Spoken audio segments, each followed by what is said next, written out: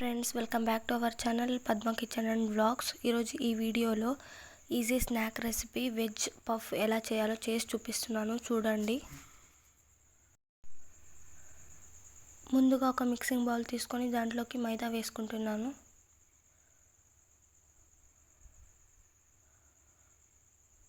కొంచెం ఉప్పు వేసుకొని కలుపుకుంటున్నాను. బాగా మిక్స్ చేసుకున్న తర్వాత కొంచెం వాటర్ యాడ్ చేసుకొని కలుపుకుంటున్నాను.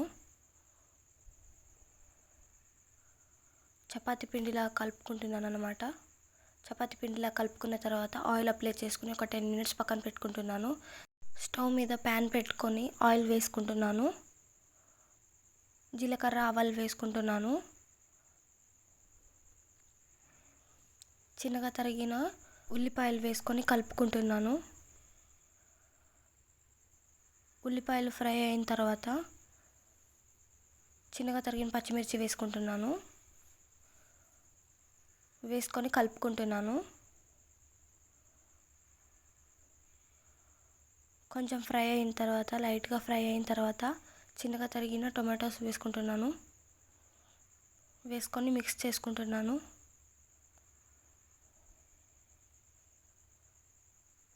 రుచికి సరిపడేంత ఉప్పు వేసుకుంటున్నాను. కొంచెం పసుపు వేసుకొని కలుపుకుంటున్నాను. అంతా మిక్స్ చేసుకున్న తర్వాత కారం వేసుకుంటున్నాను. గరం మసాలా వేసుకొని కలుపుకుంటున్నాను. ఒక 5 minutes ఫ్రై చేసుకుంటున్నాను. తర్వాత చిన్నగా తరిగిన కొత్తిమీర వేసుకొని మిక్స్ చేసుకుంటున్నాను. పఫ్ రెడీ అయింది. ఆల్రెడీ నానబెట్టుకున్న పిండి తీసుకొని సాఫ్ట్గా చేసుకుంటున్నాను. పిండి చూడండి, ఈ విధంగా సాఫ్ట్గా చేసుకుంటున్నాను. పిండిని చేసుకున్న తర్వాత ఒక నైఫ్ తీసుకొని పెద్ద పీసెస్లా కట్ చేసుకుంటున్నాను.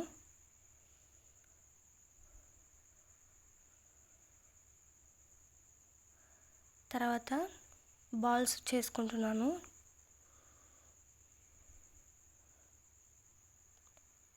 కొంచెం ఆయిల్ వేసుకొని చపాతీలాగా ఒత్తుకుంటున్నాను.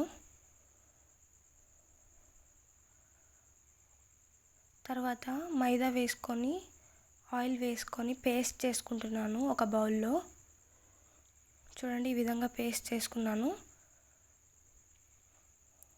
పేస్ట్ని ఇప్పుడు చపాతీకి అప్లై చేసుకుంటున్నాను, స్ప్రెడ్ చేసుకుంటున్నాను.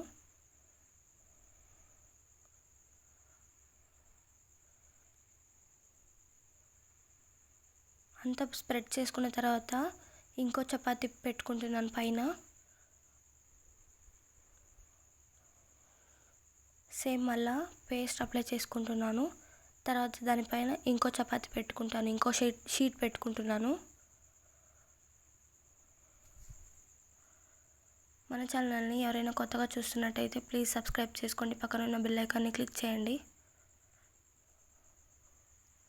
చూడండి, ఈ విధంగా ఫోల్డ్ చేసుకుంటున్నాను.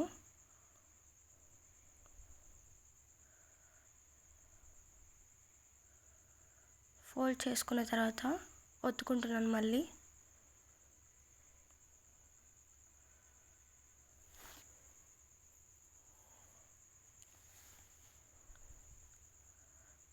చూడండి, ఈ విధంగా చపాతీలా చేసుకున్న తర్వాత నైఫ్ తీసుకొని కట్ చేసుకుంటున్నాను షీట్స్ లాగా.